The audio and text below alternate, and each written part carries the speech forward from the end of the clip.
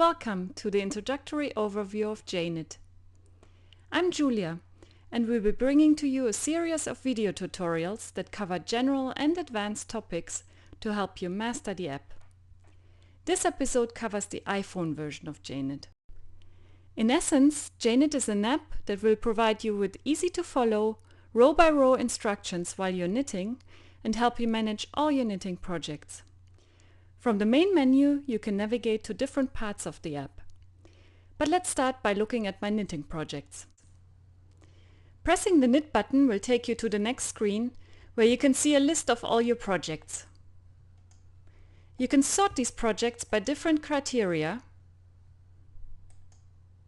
delete a project by swiping across the cell, or add another project by pressing the plus button. JKnit comes preloaded with a sample project, the baby cable vest. I will use this project as an example throughout the rest of the tutorial. Tap on it to view its contents. I set up this project in two different pieces, back and front, which will be knit separately. The pattern also included a cable chart, which I input as a block. I can then reuse the cable pattern block in both pieces of the project. We will cover pieces and blocks in much more detail in a separate tutorial. When you're ready to knit a piece, tap on it and it will take you to its counter screen. In JKnit, there is only one counter per piece, and all instructions are automatically scheduled to appear in the appropriate rows. As you advance each row, you will see the instructions appear on the screen. These individual instructions are what we call events in JKnit. Many times you will have instructions that start at a specific height, not in a particular row. These are what we call height events in JKnit. You will have to add these events to the counter manually when you reach the specified height. And as a reminder of when to do that, there's a short list of the upcoming height events on the bottom of the screen. Let's say you're knitting, and at this row you reach the height at which you want to add your first height event. Press the arrow up button, find the event that you want to add in the list of upcoming height events, and press start. You will see the event appear in the counter in the current row. If this event repeats, the repeats are automatically scheduled to appear in the counter, as you can see here.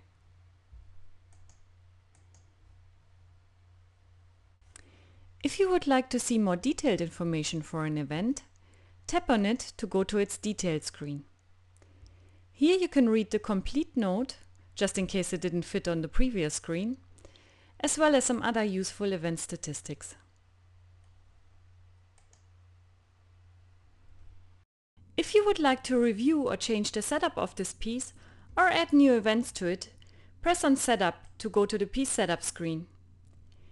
Here you can modify the piece settings, review the events for this piece, as well as add new events and insert pattern blocks.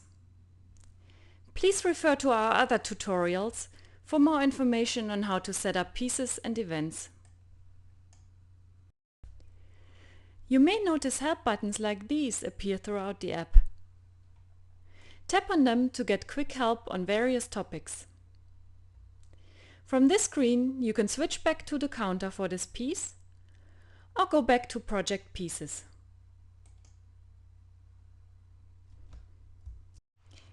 You can keep track of other project details in the Project Info section of the app. Among other things, you can view a slideshow of your project photos from here.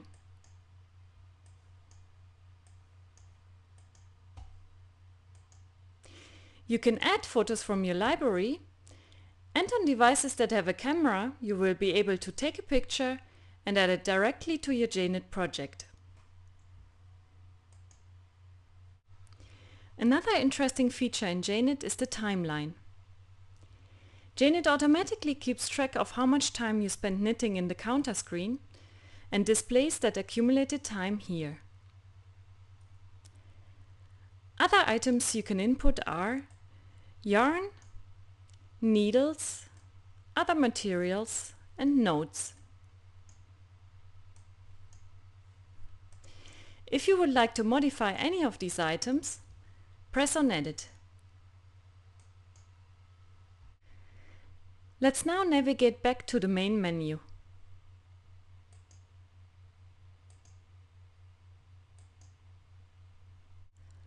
There are a couple of settings that you can change from here. Turning off the sleep timer will prevent the device from falling asleep while you're using JKnit.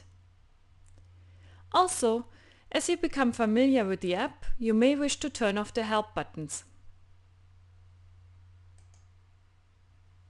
The web portal is a separate web application that you can use to set up your JKnit projects on any computer.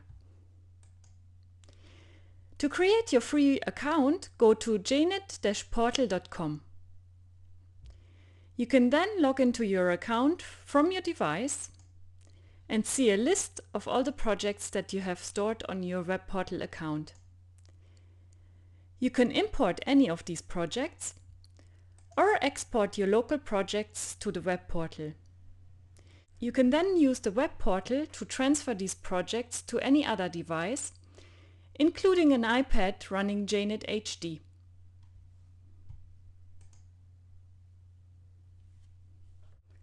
I hope you enjoyed this overview of JKnit. For more details on specific topics, as well as tips and tricks, please take a look at our other tutorials.